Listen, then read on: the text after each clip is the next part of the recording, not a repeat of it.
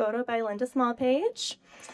Khaula is an architect, an entrepreneur, filmmaker, actor, I'm going to keep going, and director. And there's many other things that Khaula is that she did not list, who immigrated to the United States with a passion for building, whether through design, business, or storytelling.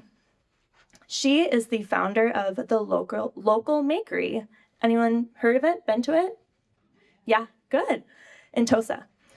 The local Makery is a creative makerspace where people learn hands-on skills, connect over wine and beer, and create together. The wine is really good. The next chapter of the local Makery includes a bookstore dedicated to banned books and fantasy literature, celebrating imagination and the freedom to explore new ideas. How cool is that? I mean, cool. Yeah. As a filmmaker, Khaula creates stories centered on resilience, right? Get it? The theme? Identity and the human experience. Whether designing spaces, building communities, or making films, she is driven by the belief that creativity has the power to bring people together and inspire meaningful conversations. So hang out in the lobby after and have some meaningful conversations about the film you're about to see. But first, let's give a warm welcome to Khaula.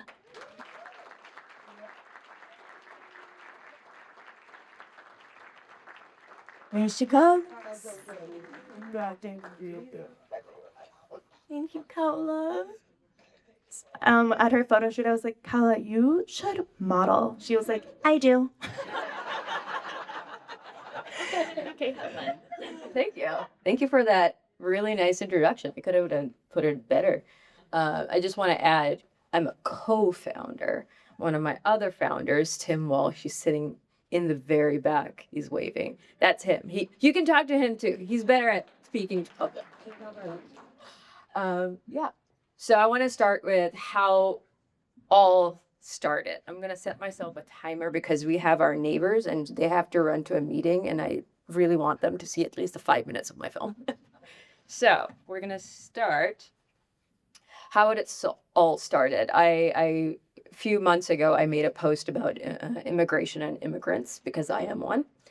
And that went a little viral. And that's how I and Annie actually met. And she sent me a lovely message saying like, hey, we'd love to have you in Creative Mornings because you are a creative and you're mission driven. That's a great combination. Let's find a topic for you. And the topic was Nikhla, the palm. It's about resiliency. And I think it kind of goes hand in hand with immigrants and how their stories are. And the documentary is around that. You'll see different stories, not just mine. You'll see different stories of different people who migrated to the U.S., whether them or their families. So, yeah. And before that, I'd love to say a thank you in the very start to Creative Morning itself, Sarah. I'd love to say thank you to you to dealing with me. I'm not an easy person to be around or work with. You're great. Katie, Kat, like everybody has been so welcoming and being able to work with me, and Oriental as well, Kelsey, Jen, Zach, and Rachel as well. This can't be done without them. I really appreciate you helping us. And so, yeah, how it started. I have this thing called as do-it-all syndrome. I want to do everything because I also have this thing called fear of death, and it's very real for me. I have given myself a death date, which means that I told myself at this age, you will die, but if you live beyond it, great. So I will be dying at 80. So I have about 42 years to achieve all the things that I want to achieve in this very short life. So I'm blessed with the mind that I was born with. I don't know where I get it. Again, it goes back to our documentary about resiliency. I'm still finding that thing. I am dyslexic. I have speech impediment.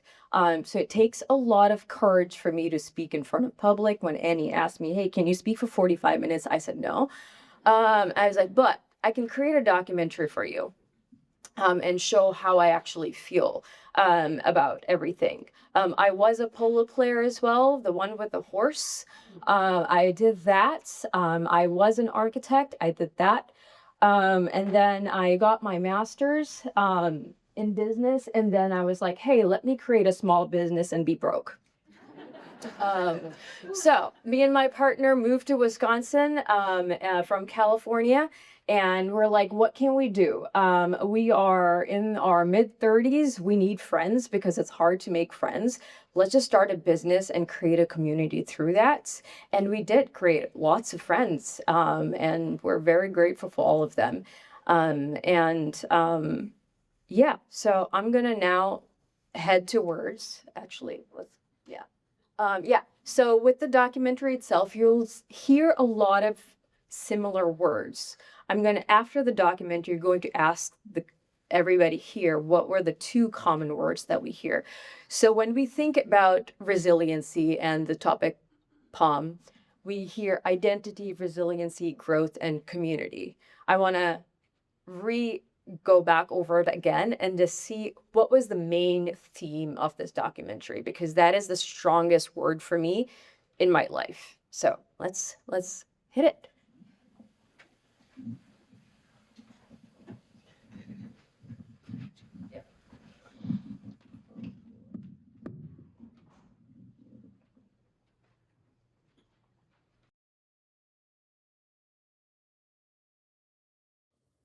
Nichla, the palm tree, can survive some of the harshest climates as its roots runs deep. It bends, it adapts, it survives, but it remains rooted. All right, you're set. All right, thank you. So the question I'm going to ask is, where do you think resiliency in a person comes from? And you can take a second to think about it whenever you're ready.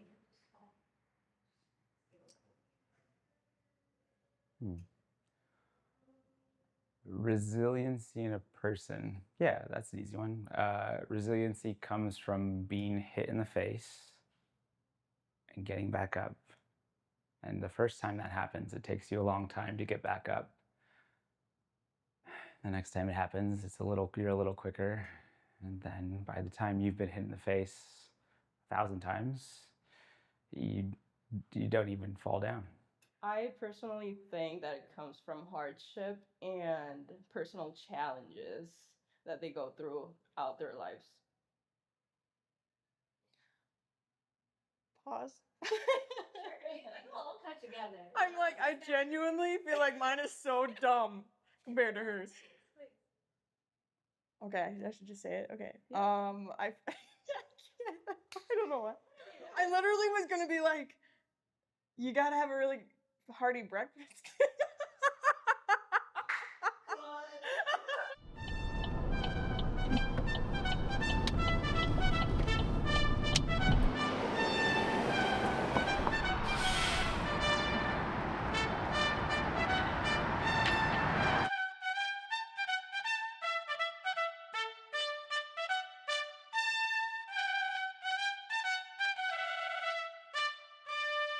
When I think about my story, I think about those roots. I grew up with stories passed down through my family. Stories from my father, who served in the military and did search and rescue missions, including how he once saved a man's life in the Himalayas. And then there are stories from my mother, her family stories I'm still trying to uncover. My mother is a descendant of the Sindhi people. Our ancestors traveled from Africa to India, where my family eventually became part of the Sindhi dynasty, the Nawabs, or the royal family of Janjira.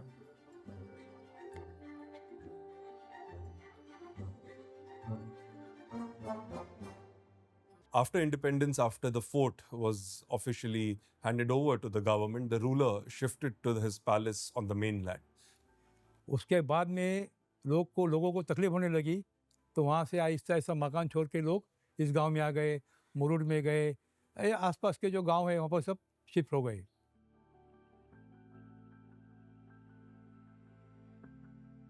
आखिरी generation अभी जिंदा है जिनका नाम सिद्दी महमूद खान है. Unfortunately, there was no Julie Andrews waiting to tell me. You're not just Amelia Thermopolis. You are Amelia Mignonette Thermopolis Rinaldi, Princess of Genovia.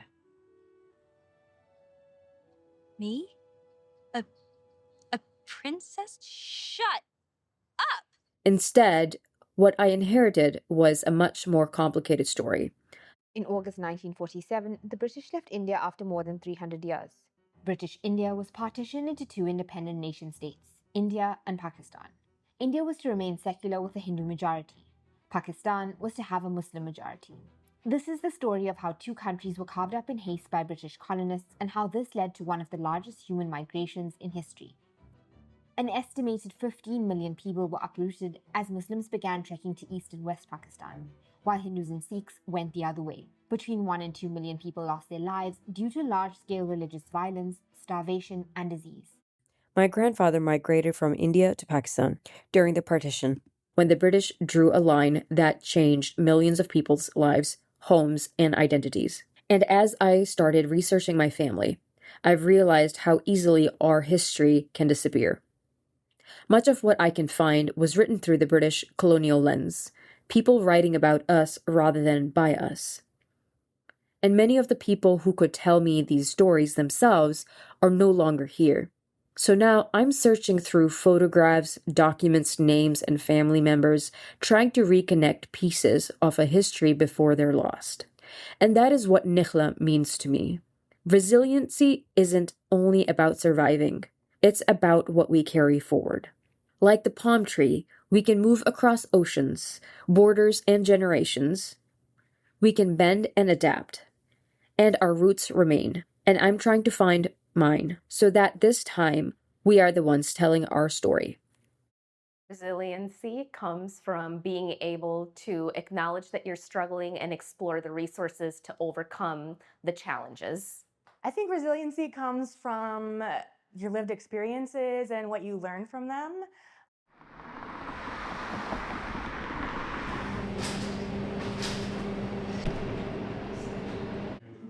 Would you like to be in our rewards program?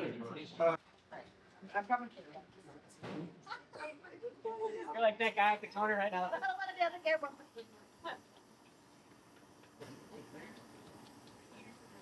All right. I knew that I was committed to Kelly's Greens when I told my neighbor Karen that I was opening a CBD shop. And I had not said the words to somebody that was outside my tight crew. And I knew that if I was going to say the words, that I would have to stick to it. It has to do with being resilient and wanting it and dreaming it and going after it and believing in myself. Here we are. Here we are. Danny Bottaducci was this American actor from the Partridge Family, and he was not the most attractive guy, and I swear that I looked like Danny Bottaducci. So when I was thinking about the stories and having some understanding of what I wanted to talk about, I had the hardest time not crying, because it's so emotional to think about where you are from and why you are the way you are, and I couldn't be more proud. Happy smiling faces. Hello? Is that lady?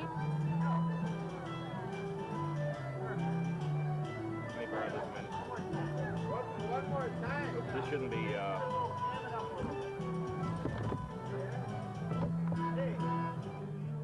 It really started with a family tradition of attending Milwaukee's Irish Fest on Sundays. And so my dad would drive us in his car and force us to listen to traditional Irish music as kids.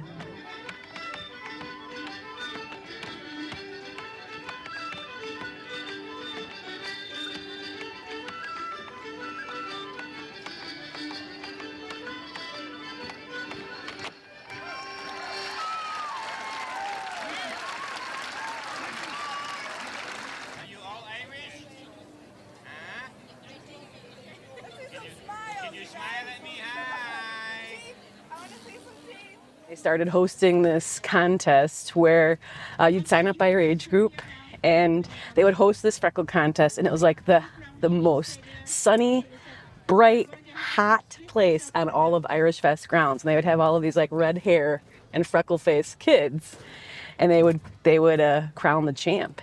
And in '86, I took the champ. I took the crown home. When your name is Erin Kelly and you look like this, you work with what you got. And I couldn't be more proud to be Brian and Mary Kelly's daughter. I am incredibly lucky to have come from a family that has taught me the balance of having fun and enjoying yourself and being a hard worker. And not everybody has that. And although I only had my parents for a short time, they passed away when they were quite young. I was 18 when my mom passed away. Tragically, she died from bipolar disorder. And my mom died by suicide in 1996.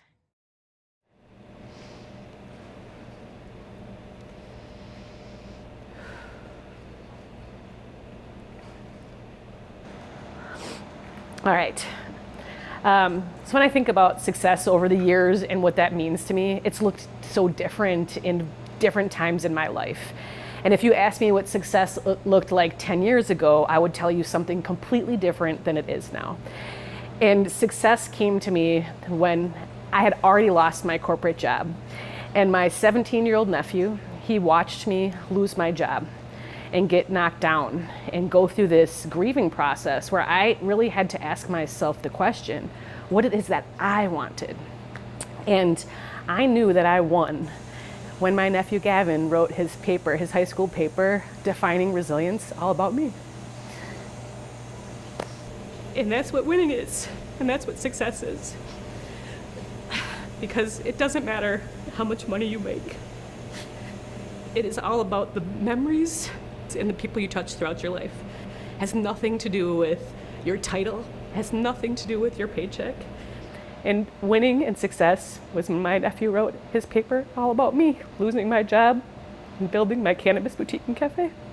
What we're currently fighting here at Kelly's Greens is, when you think about it, I started this business after the federal government started this industry in 2018. So I started this business 3 years in.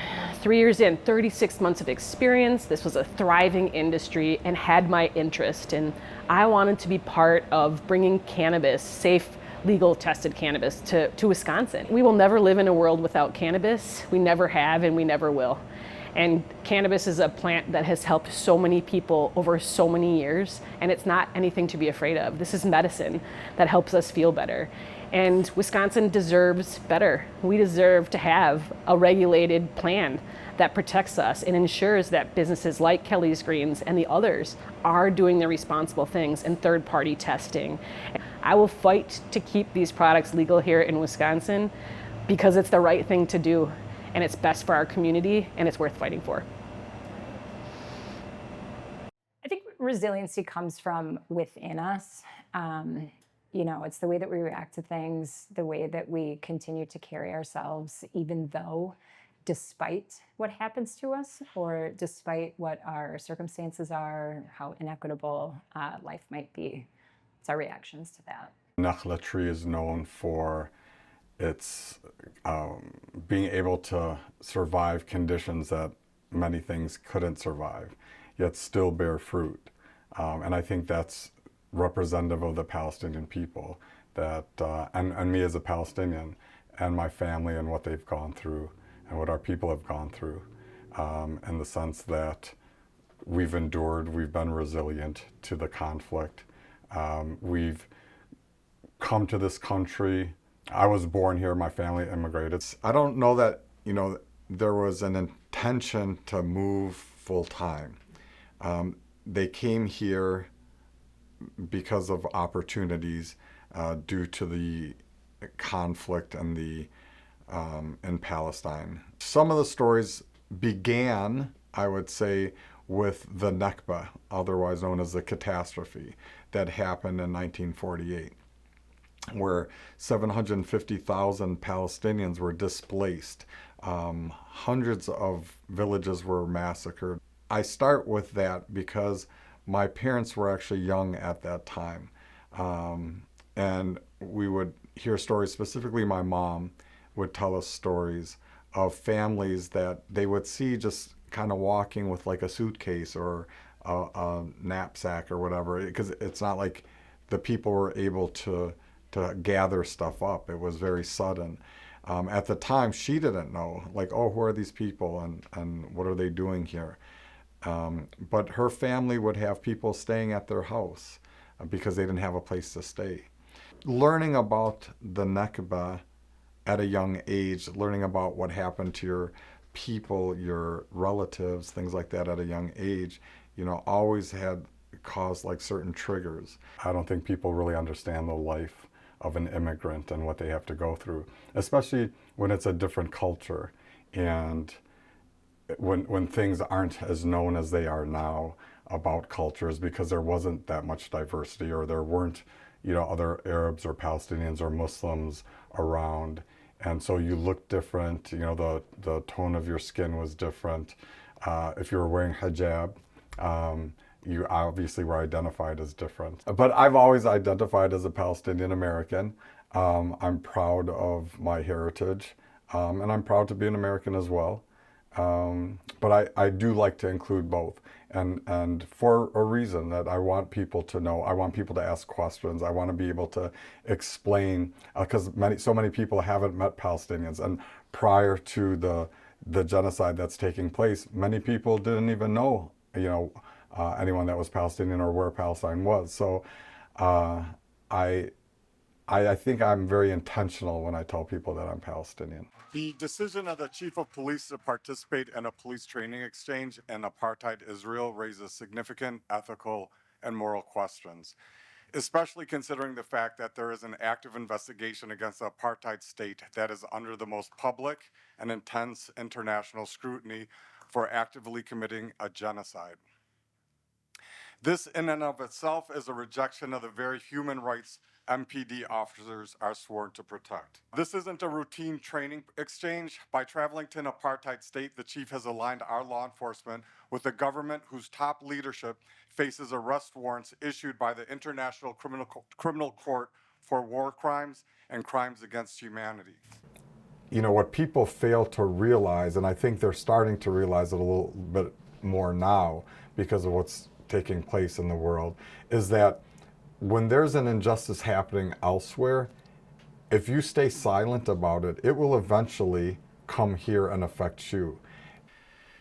I'm fortunate. My parents instilled in us qualities and characteristics that I feel have allowed us to be strong.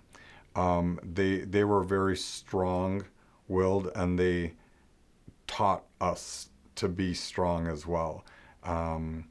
You go through these struggles, and you go, the weather, has different effects, but the tree still bears fruit. Well, we were taught that, listen, we may go through these struggles, but there's not an option B. You need to succeed. Education was instilled in us, the importance of education. The willingness to stand up for justice, not just for ourselves and defending ourselves, but for anyone. And so that's what made us, I feel like, to be resilient is to be Palestinian. I just feel like it's a natural quality. And maybe it's because we have no choice. I mean, if you look at the people in Gaza today, you tell me any person that is able to endure the Holocaust that is going on now, and them to continue to resist, to put out videos of them dancing and singing because they're not willing to allow even a genocide hold them down. I mean, they're starving, they're dying because they can't receive medical care, they're being bombed on a daily basis, yet they still have hope, and they still have the willingness to live, because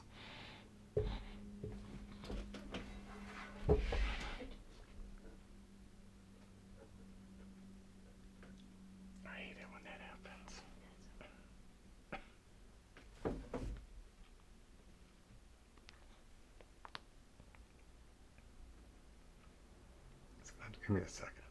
Take as much time.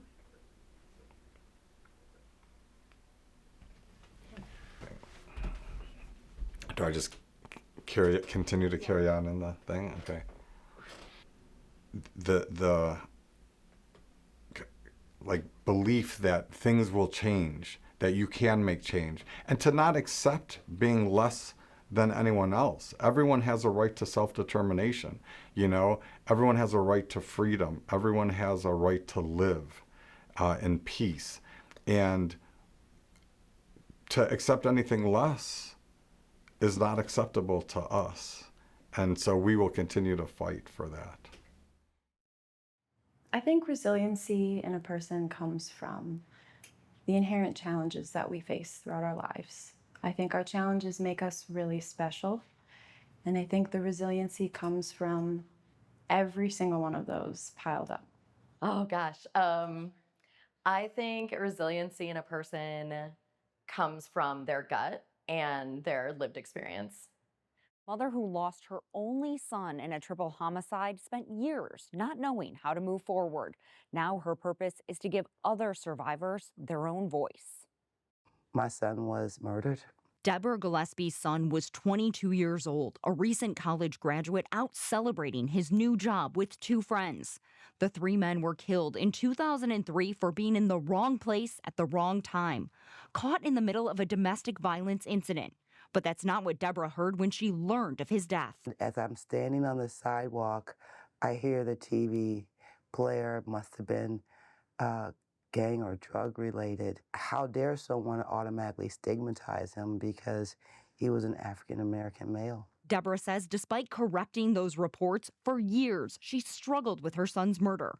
Almost a decade later, she realized talking about it helped the most. So she got out an old tape recorder and began traveling the country, asking people to share their stories about gun violence. Resilience is something that I believe everyone goes through in life. From loss of a loved one, loss of material things, loss of just changes. Changes can even represent loss. But I am so fortunate to be rooted through family, community, and my faith. I had given birth to 2 children, and I've buried both of them. My son in 2003 due to gun violence, and then sometime later, in 2021, my daughter to fentanyl poisoning. I just couldn't imagine it happening twice, but it did. What was your son like? He was funny, handsome, raised him to be a gentleman, so he knew to open my door, my car door, etc., put my coat on. And he loved his sister. He was a good big brother to her. She never healed from the loss of her brother. She was supposed to go with him for that celebration, and she often blamed herself for not being there. She believed she could have, it wouldn't have happened if she was there. And she just never got over it, losing him. She was a mother. She was very sensitive. She loved animals. UWM put her a plaque at the Humane Society. I thought that was really generous of them. And she used to rescue them and look for homes for them.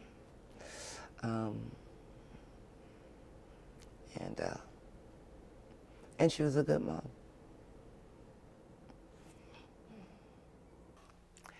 I started pushing for legislation. It was called the Responsible Gun Ownership Bill, and Senator Coggs allowed me to work with his legislative bill to draft it. We passed the city and county resolutions, but we didn't pass the Senate or the Assembly.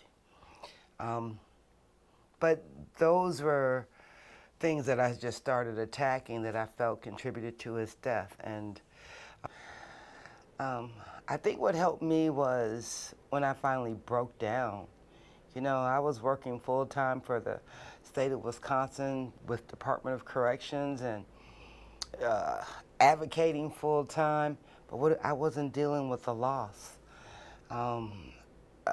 Self-medicating with alcohol at the end of the day. And it wasn't until I finally broke down and the opportunity was given to me when someone dared me to drive this semi-truck, the tractor part that's not attached to the trailer. And of course, I couldn't drive it, but I decided that's what I was going to do. I walked in drunk at work, quit, and it took me 5 schools, and I was driving cross-country semi. That's what healed me. I feel like resiliency comes from the way you're taught to react to a situation. So, growing up, you could have fight or flight, or you could approach something really calm and collected. And I feel like it's about how you're taught how to react, and then later on in your life, you get to decide how you start to react to those stressful situations. So I think resiliency is both how you're originally taught on how to react to something that's happening in your life and how you develop it over your life.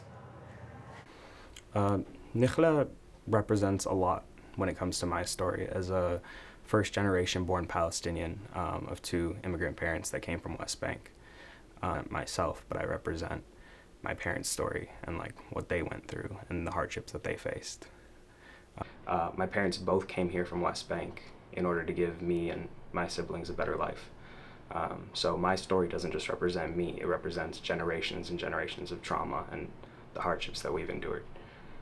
I was trying to be this person in a society that was also constantly trying to erase me, not just through the census, but through media, through how they dehumanized us and talked about us in the news. And I would have to hear that and listen to it and hear those around me talk about it and know it was fake or false or something was framed a certain way.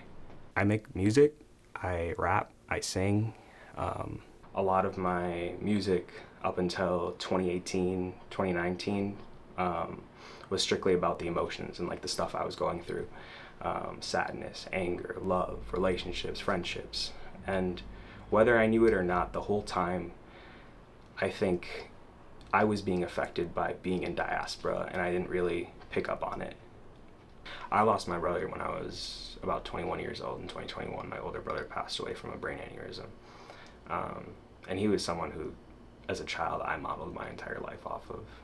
His music taste, his style, like I just wanted to be him. But a lot of the stuff since the current escalation happened a few years ago has been about Palestine. So I did drop this song with one of my friends, Sammy Shablak. It's called West Bank. And it goes a little something like this. What you know about West Bank? Wait, let me pull right up to Singel's Gate. How my family doing time in the home. Planted all the fences and they just tore up the road. 77 years waiting for the world to hear, but you didn't hear us even though I thought it's pretty clear. What you gonna say is if they didn't let us stay in 1948, why were we the ones that had to pay? And that's basically talking about the Nakba, the stuff that affected us and led to everything. I think resiliency can base it out of whatever you make your foundation in.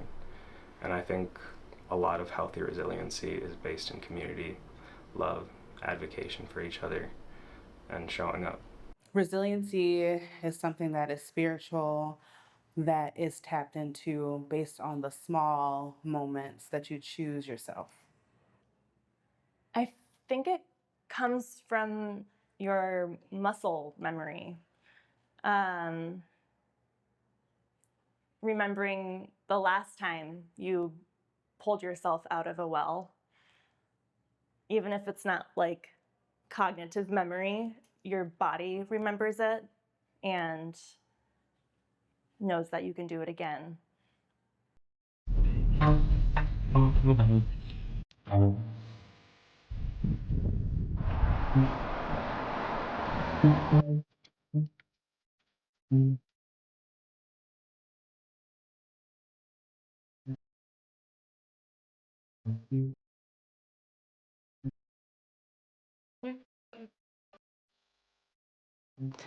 My parents came here in the late 80s to pursue education. My father is a sociologist.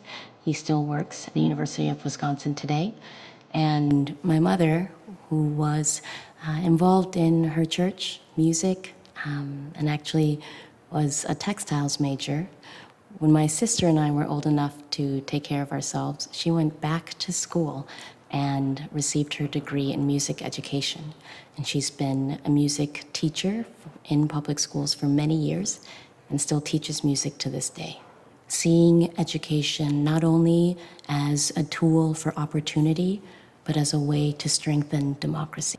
I think that for me and for communities all across Wisconsin, public education is how we create spaces to better understand one another. It's where we spend time to learn about other people's stories and build relationships, in addition to, of course, academics. But it is where our children come to understand how to communicate and explore the world through people. And if we do not have strong public education, we cannot have strong democracy. And I believe it's one of the reasons why I've seen the opposition and the extremists, those who want to undermine democracy, undermine public education first. And I think to how public education being the reason my parents came to this country and chose Wisconsin, not only is there a deep collective responsibility to preserve public education, but really see it as a way to build stronger communities, less forced resilience, and more resilience that is actually defined by people first. Being Korean American, it's both an honor and a burden, because being the first means you can't be the last. Even when it's difficult, when you love community and community loves you back, it can power you to do so much. The people who are closest to the problem, who should be closest to the power, are often the most gatekept. And I find my role is not just about passing legislation, but ensuring that we're breaking down the gatekeeping by helping people to recognize their own power, to be able to take care of themselves and their communities, and not be forced to be resilient. Authoritarianism and fascism, hate, oppression, they feed off of cynicism and disillusionment. When we have fun, when we find joy, when we build community, these are all things that are part of resistance. And I don't think we value them enough to see that when systems of power and oppression don't want us to build community, all the different ways we find to build community, from potlucks and writing postcards about voting for me for governor, talking about our campaign, to people who are, hosting dance parties, to folks coming together, talking about how to organize, raise funds for immigrant justice organizations. The types of acts of resistance in building community that are happening every single day, and I don't think we're giving ourselves enough credit for how impactful and how important these things are, especially right now. So we get to reimagine better. We get to find joy in resistance. We get to have fun in our politics. And this is all part of making sure that we defeat systems of oppression.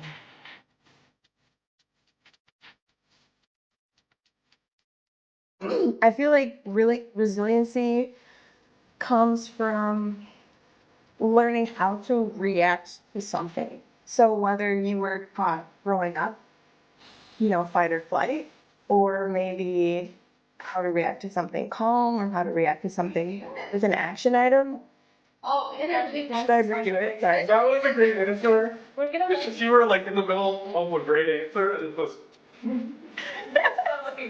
No problem. This is actually good for me. This is good for me. Again. I think that's where it comes from. Does that make sense? Beautiful. Does it make sense? Does that? Yeah. Okay. Really? Yeah. Okay. All right. Well, I think that's where it comes from. Thank you so much.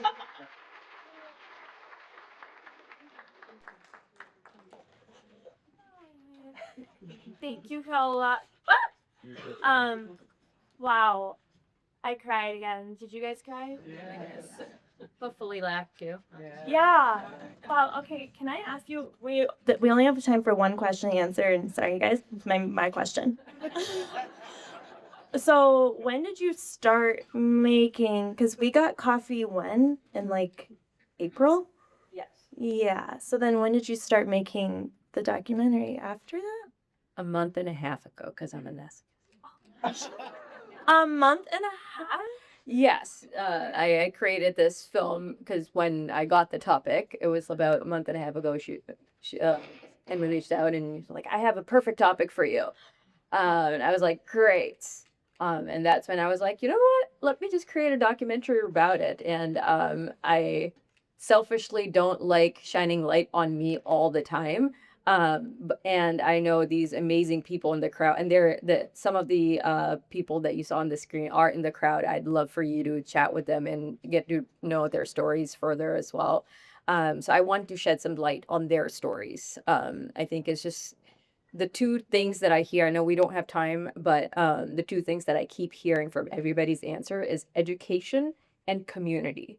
Those are the most important things that we need as a society need to focus on. And that is why I created this space. And that is why we have the local makery and soon to have, I think, can we just skip one? Yeah. And soon to have the local bookery as well. And that is dedicated to, please feel free to follow. That is where I'm dedicating a space for education and a place where you feel safe to get educated in terms of fan books. There are books like The Diary of a Young Girl by Anne Frank, banned in schools apparently in some states. Didn't know that. But yeah, so I basically created this documentary to shed light on all these topics. And as a filmmaker, that's my responsibility. Thank you. Big round of applause. Thank you so much.